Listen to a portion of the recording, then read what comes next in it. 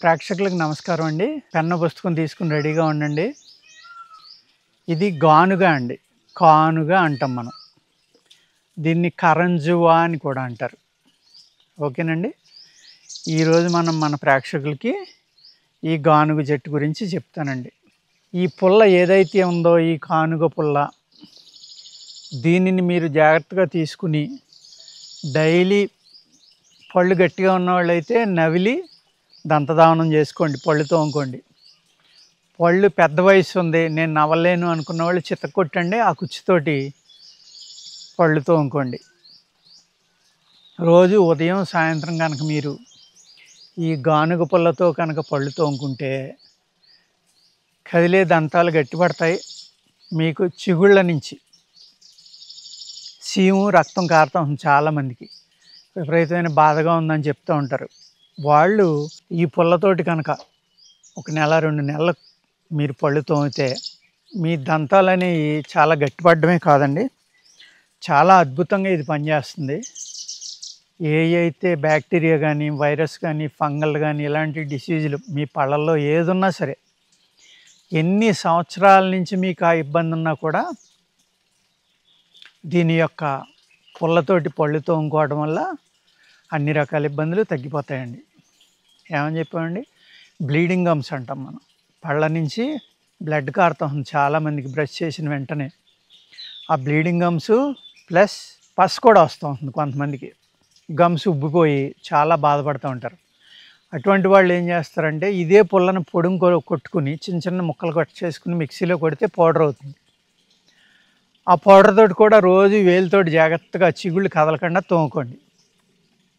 తోముకుంటే మీకు బ్రహ్మాండంగా పనిచేస్తుంది ఇది. అర్థమైందండి? పళ్ళ నొప్పులకి, పంటి యొక్క సీముకి, పంటి యొక్క బ్లీడింగ్కి, అన్నిటికి కూడా అద్భుతంగా పనిచేసే మూలికండి ఇది. మీరు దీని యొక్క వేరు తీసుకోండి. అర్థమైంది కదండి? గానుగ చెట్టు యొక్క వేరు తీసుకోండి. ఈ వేరుని 300 గ్రాములు జాగ్రత్తగా ఇసుక లేకుండా నీళ్ళలో పెట్టి ఒక ఏదైనా చిన్న బ్రష్ లాంటి దాంతో నీట్గా తోముకోండి.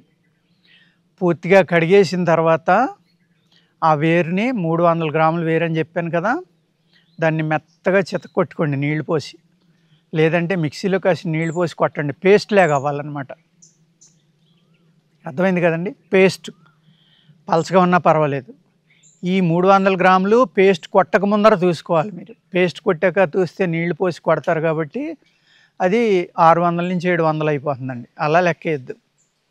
ఆ విధంగా కొట్టిన పేస్ట్ని 1 లీటర్ ఆవు పాలు వేసి అందులో వేయండి. ఆ తర్వాత అందులో 1 లీటర్ ఆముదం పోయండి. అర్థమైంది కదండి?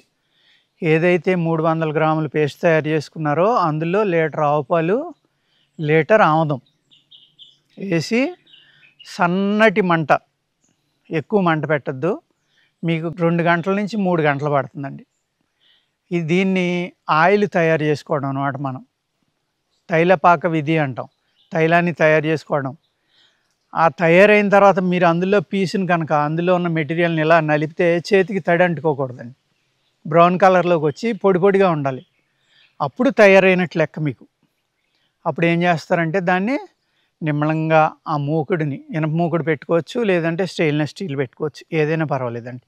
దాన్ని స్లోగా దింపుకున్న తర్వాత గోరువెచ్చగా ఉండగా పిండేసుకోండి. మంచి గట్టి గుడ్డలో వేసి బాగా గట్టిగా పిండితే మీకు 600 నుంచి 700 గ్రాములు ఆ ఆయిల్ వస్తుందండి. ఈ ఆయిల్ని మీరు నొప్పులు ఉన్న చోట, మజిల్స్ వీక్ అయిన చోట, పక్షవాతం వచ్చిన వాళ్ళు ఈ ఆయిల్ కనుక 2 పూట్ల మీరు జాగ్రత్తగా మర్దన చేస్తే పక్షవాతం తగ్గుతుందండి, కీళ్ళ నొప్పులు తగ్గుతాయి, మజిల్ పెయిన్స్ తగ్గుతాయి, నరాలకి మజిల్స్కి చాలా మంచి శక్తి వస్తుందండి. ఈవెన్ మీరు జాగ్రత్తగా 6 నెలల నుంచి సంవత్సరం కనుక మసాజ్ చేస్తే మజిల్స్ ఏవైతే కరిగిపోయినాయో ఈ పక్షవాతం వల్ల, ఆ మజిల్స్ కూడా మళ్ళీ గ్రోత్ రావడానికి అవకాశం ఉందండి. అంత అద్భుతమైన మిరాకిల్ ఆయిల్ ఈ గానుగ చెట్టు యొక్క వేరు నుంచి మనం తయారు చేసుకోవచ్చు. ఎంత తీసుకోవాలండి వేరు? 300 గ్రాములు తీసుకోవాలి. 300 గ్రాములు వేరు తీసుకుని చిన్న చిన్న ముక్కలుగా కొట్టుకుని దాన్ని మిక్సీలో వేసి నీళ్లు కలిపి పేస్ట్ కింద కొట్టుకుని అప్పుడు 1 లీటర్ ఆవు పాలు, 1 లీటర్ ఆముదం, ఈ 3 కలిపి తైలపాక విధిని స్లోగా జాగ్రత్తగా సన్నటి మంట మీద కాసుకోవాలి.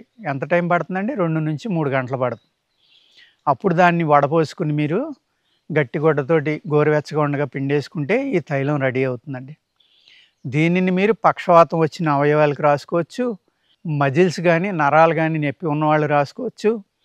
రోజు మసాజ్ చేయించుకుంటే 6 నుంచి సంవత్సరం పాటు పక్షవాతం వల్ల సన్నబడిన అవయవాలు కూడా ఆ మజిల్స్ మళ్ళీ ఫామ్ అయ్యి లావు అవడానికి అవకాశం ఉందండి. అంత అద్భుతంగా ఈ గానుగ ఆయిల్ అనేది పనిచేస్తుంది. కాబట్టి మన ప్రేక్షకులు జాగ్రత్తగా విని దీన్ని రాసుకొని ఈ గానుగ చెట్టు యొక్క ఉపయోగాలు తెలుసుకోండి. రెండో ఎపిసోడ్లో ఇంకొక 2 రకాలైన ఉపయోగాలు దీనితోటి చెప్తానండి. నమస్కారం.